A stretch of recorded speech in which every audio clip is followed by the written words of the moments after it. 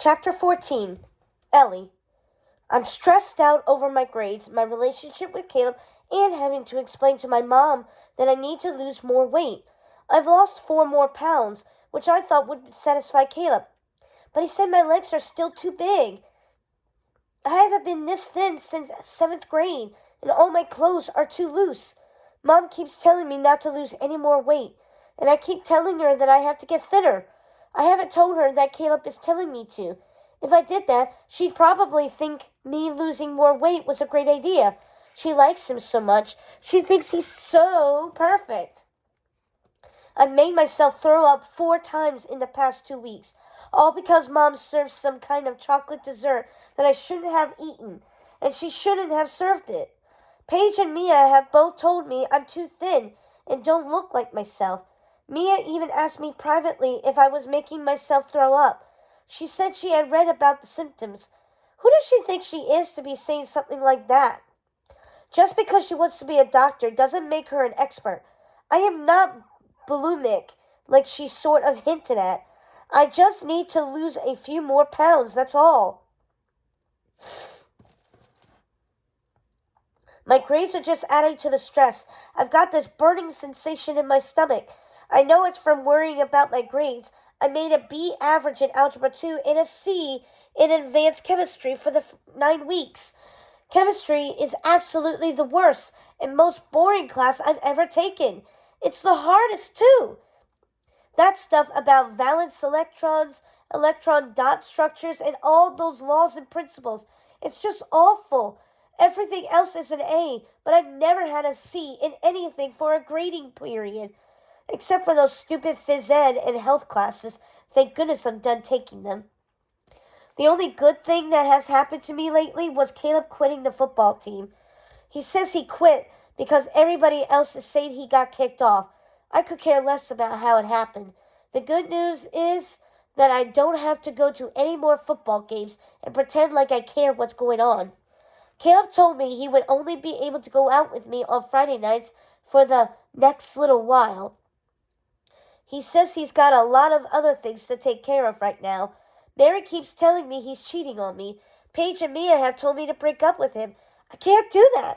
Things will get better between us. I know they will. I just have to lose a little more weight and stop doing things that make him mad. I still haven't told anybody besides Paige that Luke asked me out. Not even the other day in history class when my project partner Leah started talking about Luke. We were supposed to be working in the Dred Scott decision, but all Leah wanted to talk about was how sweet Luke was to her when she turned her ankle during cross-country practice.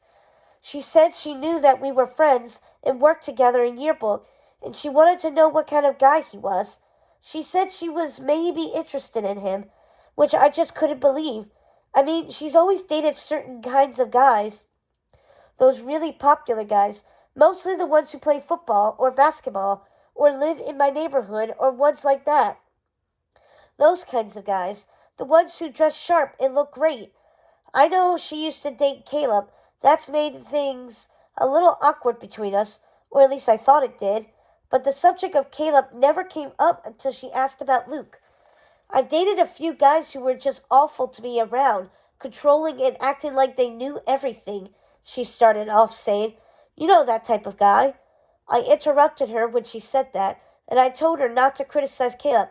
I didn't mention his name, but since you brought him up, she said, he's the worst guy I've ever dated. I only went out with him the first time because he was so good looking, the starting quarterback and all that.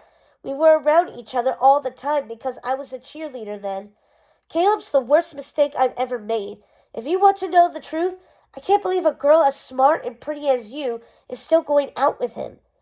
I started to argue with her again, but Mr. Martin must have figured we weren't talking about Dred Scott and told us to stop yapping and get back to work. The next day, before first period English, Leah saw me in the hall and apologized about our argument. You and Caleb are none of my business, she said, but I'm thinking of trying to get to know Luke better, to sort of go through the talking stage with him. I just wanted to know what you think of him. He doesn't seem to be dating anybody. I told her that Luke is a really sweet guy and that Mia had told me she was still not over him. But I thought Luke had moved on. Leah asked if I knew where he hung out during lunch, that she never saw him in the cafeteria. I told her that he always went to the library. All right, she said, and smiled. I just know she's going to turn on the charm with Luke, with that long blonde hair of hers and those long perfect legs. All of a sudden, I felt all this jealousy toward her. Then all those feelings I have for Luke every now and then came over me.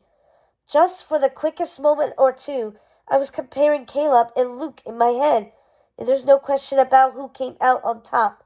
Luke, by a landslide.